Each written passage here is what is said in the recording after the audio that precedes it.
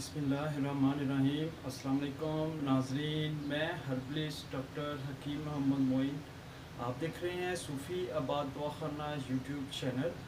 आज मैं आपके लिए बहुत ही अच्छा आजमूदा नुस्खा लेके आया हूँ। अगर आपको मादा मनी के कतरे बहुत ही ज़्यादा आते हैं या आपको पेशाब करने के बाद मादा मनी के कतरे खारिज होते रहते हैं, जिसकी वजह से आपकी मनी ज़ाया होती रहती है और मनी गाढ़ी भी नहीं होती, आज मैं उन हजरात के लिए जिनकी मादा मनी बहुत ही ज़्यादा ज़ाया हो जाती है, चाहे वो इत्लाम की शक्ल में हो या जरियान की शक्ल में हो। लेकिन आज जो मैं आपको नुस्खा बता रहा हूँ ये सिर्फ़ और सिर्फ जरियान, जिसको कहते हैं मादा मनी के कतरे आना या मनी ज़ाया होना।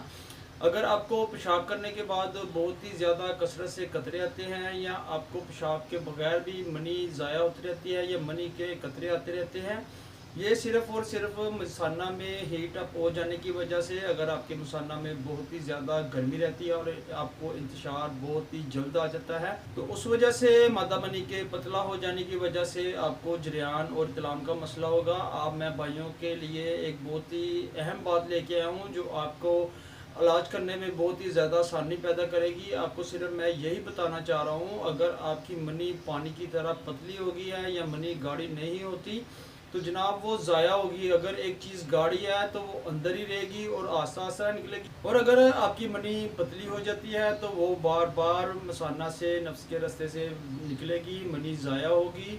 जी, आपको यही बात समझाने की कोशिश कर रहा हूँ। अगर आपकी मनी गाढ़ी होगी ना तो आपको जरियान का मसला होगा, ना ही आपको इत्लाम का मसला होगा।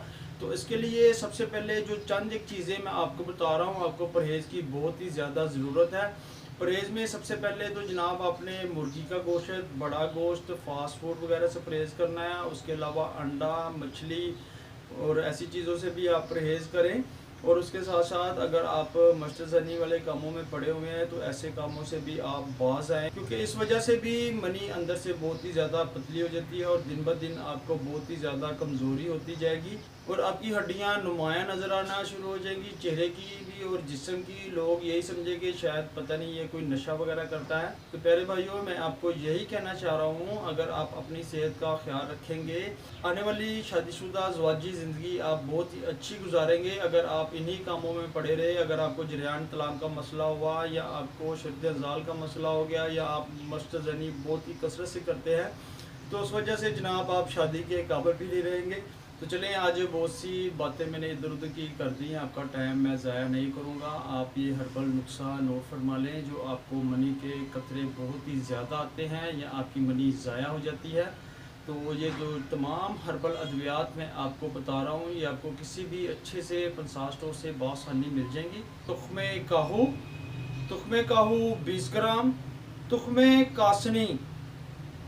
कासनी 20 ग्राम, खुश्क धनिया, जी धनिया खुश्क आपको अच्छे वाला देसी आपने धनिया लेना है खुश्क, ये भी आपको 20 ग्राम ही चाहिए।